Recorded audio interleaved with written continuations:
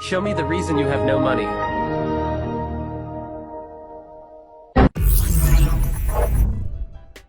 Hey guys, welcome back to another video. Question for all of you. I want to try and get a little bit of a conversation going on about this in the comments because I'm interested. I feel a little frustrated. As you guys know, our election was a little over a week ago out here. Results went pretty crappy. And so since then, I've been a little bit more of like an edgy mood. And I was thinking a little bit more about like Trump and Pam Bondi and whatnot. And don't get me wrong, I'm not frustrated at Trump at all. I'm a little bit more frustrated with Pam Bondi. And I do understand this has only been going on for a little over 3 months now. We're still, a little over 100 days in.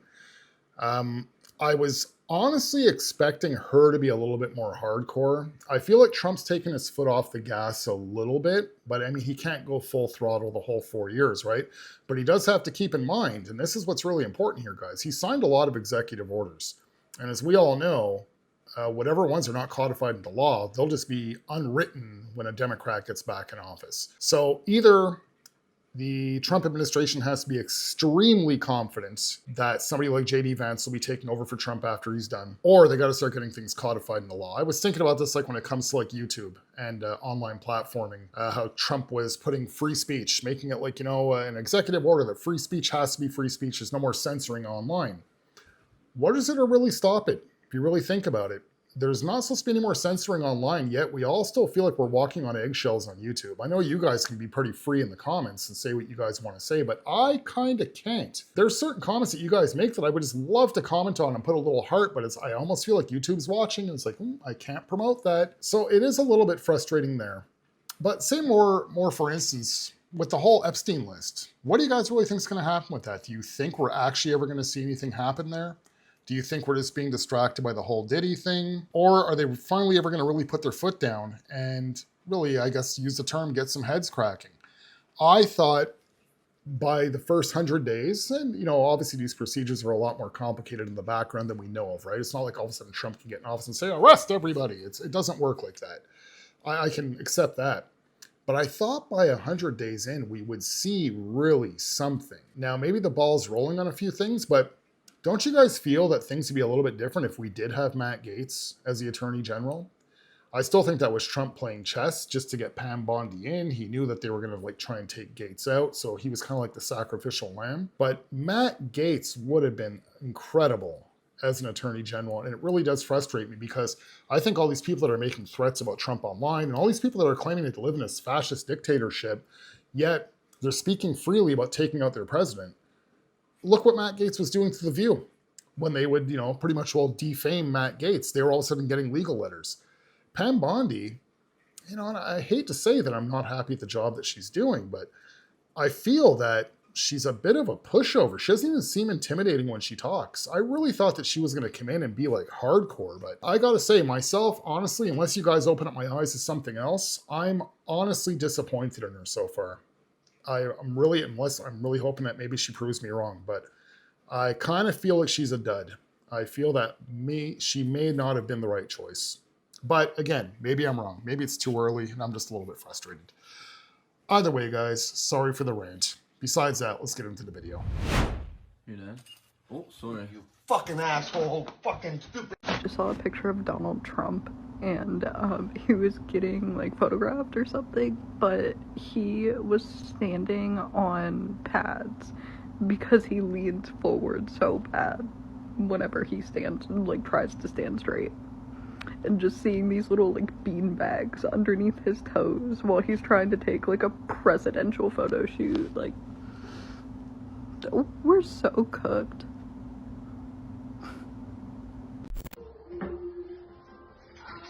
Oh, for fuck's sake. Trans women do not owe you passing. They do not owe you femininity. They do not owe you levels of politeness that you would not hold any other person to.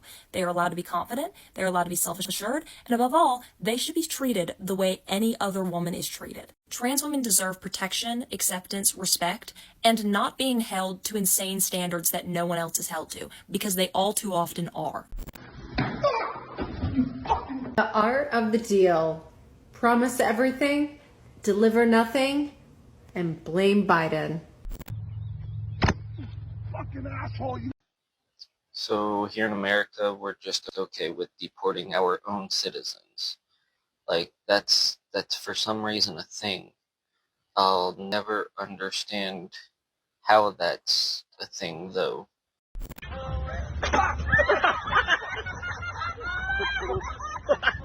We have a constitutional crisis. The congressional branch has completely buckled and now not even engaging Democrats in debate and simply rubber stamping all of Trump's objectives. Our judiciary branch is our last defense before autocracy. Trump is going after everyone in the legal system, including law firms and judges. Bitch, what the fuck? Bitch, what the fuck? Oh, and another thing, you can tell FAFSA to go on right to hell, and I'll meet them there. I'm not giving y'all a goddamn cent of my money, okay? Money that I don't have, by the way, but even if I did have the money to pay for it, you're still not getting it. Y'all the one that forced us to go in the first place, telling us that if we didn't go to college, we weren't going to amount to nothing. And, you know, going to college is better than having a trade. And, you know, if you want to have this amount of money, then you need to. All lies. All lies. Most of us are unemployed. Most of us are working in fields that have nothing to do with our degree. And you want my money. You can take that up with whoever you need to take it up with. Take it up with Jesus. I heard he paid it all. That's what they've been telling me. They say he paid it all, and I'm going to let him pay it. So, y'all not getting a goddamn cent. See, I know we're talking about student loans again here, guys, but this is kind of along the lines of what I'm talking about. People don't fear the police or the government or anything anymore now. You know, the police have actually turned a little bit softer out here as well. This student loan thing is not quite as serious out here. We do have loans and bursaries. They don't actually, you know, you don't have students that are getting jacked up in debt like you guys actually have out there in the United States. The education system out there is ridiculous, super, super expensive. But then you have this young lady here admitting it straight to us that we don't even have jobs in the degree that we have. So wouldn't that mean that you chose the wrong degree? That's a whole different story though, right? But it's how they feel so comfortable to state, I'm never gonna pay this back. Yet, every time you miss that monthly payment, obviously that's going to take a ding on your credit score. And unfortunately in this life, you need credit if you want to be able to get anything. And you're just piling up interest. There's no happy ending to this. You have no choice but to pay it back. I know out here in Canada, you cannot declare bankruptcy on the government. I'm assuming it's probably the same thing out there. Otherwise, I'm sure every student would just declare bankruptcy and just suffer through 7 years of having shitty credit and then just building their credit back up again from there. That's a great way to get out of owing, you know, hundreds of thousands of dollars. But out here, you can't pull that off. If you owe the government something, there's no declaring bankruptcy on the government. You guys fill me in how that works when it comes to government debt. I do not understand the mentality of these people that just feel so brave now that they don't think they have to do anything. She truly believes that she's never paying back this loan. I beg to differ. Does anyone else find it deeply ironic that Trump bragged endlessly about appointing the very same right-leaning Supreme Court justices who he is now directly defying? You know, I naively thought that when Trump crossed the line and defied the Supreme Court, that it would be the last straw for his Christian supporters. But I was dead wrong. You know, the job of the Christian is to reflect Christ to the world and to stand up to the powerful when they trample on the rights of the poor, the immigrant, the powerless. And for y'all to stand with Trump against the judges that he appointed and that y'all cheered for, well, if that doesn't lead you to repentance, I don't know what will.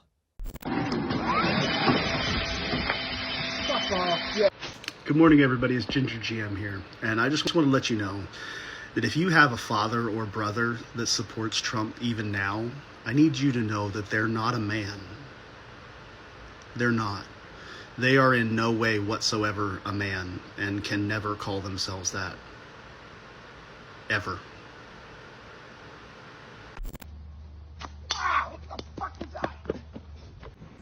So imagine a cisgender woman trying to tell me what womanhood is. Like, I'm a natural born biological woman. You are a cisgender. Like, I tell you what womanhood is because I know womanhood, I experience it, and you don't. You imagine it. I don't get it. What is going on in this country? What is going on? I'm over it. I'm moving. You fucking idiot. I will be calling it by its biological birth name, Gulf of Mexico.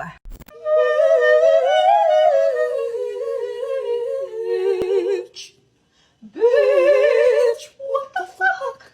I'm not saying I would have done what Rodney Hinton done, but I understand.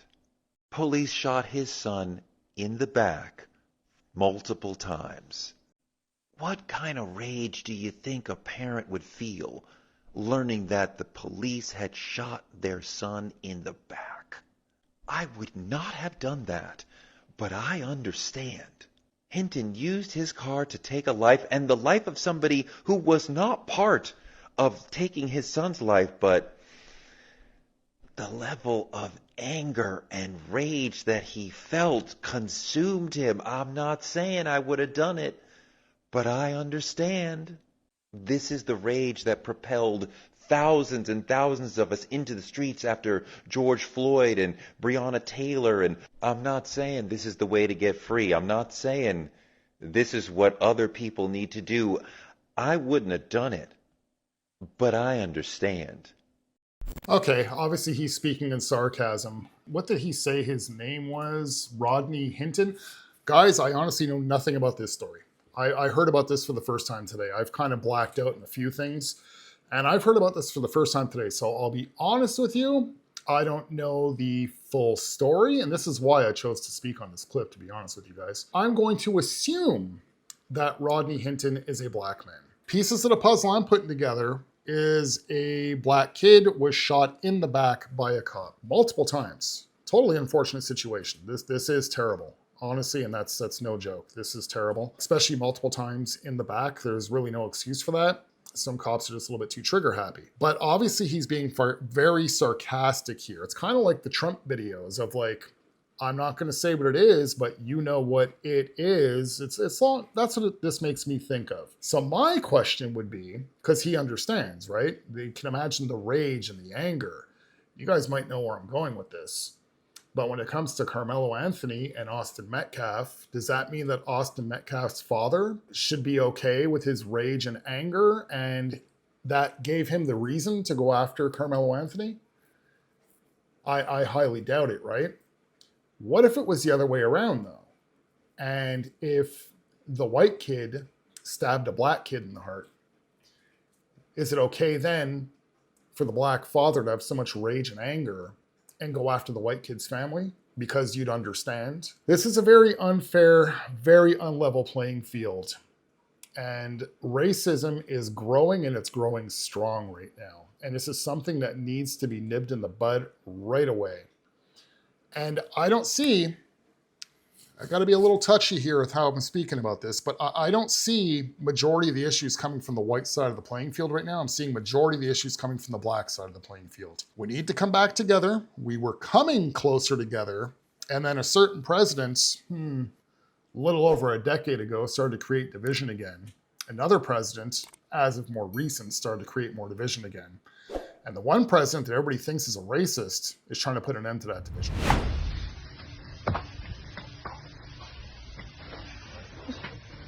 But, like, the people who are saying, oh, I miss when we didn't know who we voted for, you don't remember a time where that wasn't a thing. You might remember it because the world wasn't being driven by fascism, but, like, you did not have any political knowledge before then, I promise. And if you did, it's probably not the same level of knowledge that you have now, and if it is, maybe that's why you're voting red. Maybe that's why you're voting red.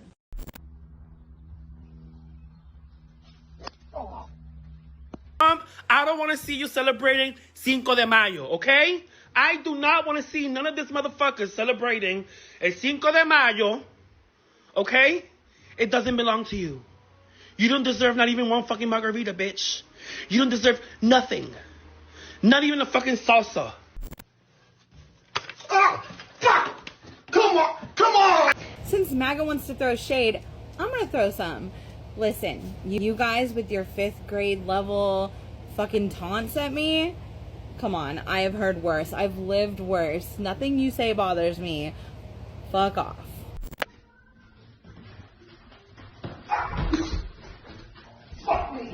actually so fun arguing with conservatives on the internet because they'll say things like, you're a dumb woman who shouldn't speak, and then I'll follow up by saying, don't you believe that Democrats are creating hurricanes in the Oval Office?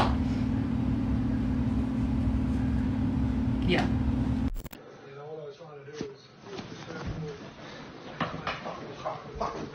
Who can look at Trump or listen to 1 minute of him speaking and say, wow, this guy's crushing it? Bitch, what the fuck? What the fuck? What the fuck? It is so crazy to me that they want to reopen Alcatraz. I did some photography for the Visitors Bureau in San Francisco a few years ago, and I did a full virtual tour of all of Alcatraz. And that place is one of the #1 tourist attractions in San Francisco. It brings in like $60 million a year in tourism revenue. Like, opening it up as a prison would lose San Francisco so much money. And so many people would lose their jobs there. There is a whole like industry around Alcatraz with the like ferry companies that bring people out there, the tour guides, the people that maintain the museum and all that stuff. It's a museum. And it's old and it's dilapidated and the conditions are awful if anyone were to actually stay there right now. There are just so many people they want to lock up. They are running out of places to put them. Okay, we've seen her on the channel a couple of times now. This is the one that was actually on, I think the video before last one, the one who took a poop in the woods. She's a gaslighter. She's not very honest with her viewers. And she just likes to go with the drama. And that's what she's doing again here. Is this really that big of a deal? If Donald Trump wanted to reopen up Alcatraz, they say that San Francisco will be losing $60 million a year in revenue of tourist attraction. Okay, I don't know who would want to go to San Francisco anyways for tourism. That's not exactly, you know, the hot spot to go to anymore, but so be it. $60 million a year. To a common person like us, $60 million a year is a lot of money. To a place like San Francisco and the government, no, they're okay. They can do without the $60 million. The truth is, the problem at hand is much more important. Now, you have the courts that are trying to block Donald Trump, even with the Alien Enemies Act. They're actually trying to put a halt to that, a pause to it for the time being, meaning Trump, without getting into any more trouble with the courts, can no longer be sending people off to El Salvador. It's frowned upon at the moment. So what other options is he being left with?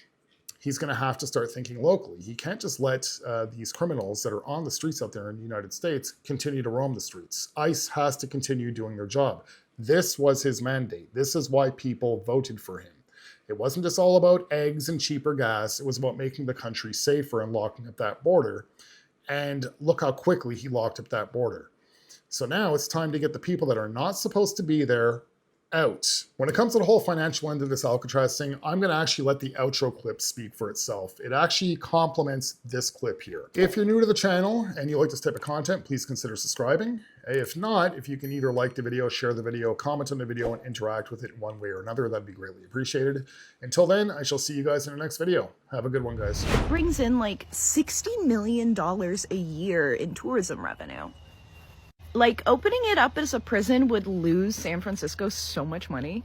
San Francisco is estimated to bring in $9.41 billion in 2025. Yeah, that's billion with a B. And Alcatraz brings in $60 million. So hypothetically, if they did reopen Alcatraz as a prison, they would lose 0.64% of tourism revenue. Less than 1%. I think they're going to do just fine. Besides, I can't really understand why anybody would want to go there anyway, with people strung out on every kind of thing you can imagine and shitting on sidewalks. By the way, on a side note, do you do, like, any kind of research before you make videos? Any kind? Or do you just come out with these wild claims, and in your head, in your reality, it makes sense? Because I can assure you that it doesn't. It is kind of funny though, like, oh my god, they're gonna lose a little more than 0.5% of revenue. What is San Francisco gonna do? They're gonna crumble!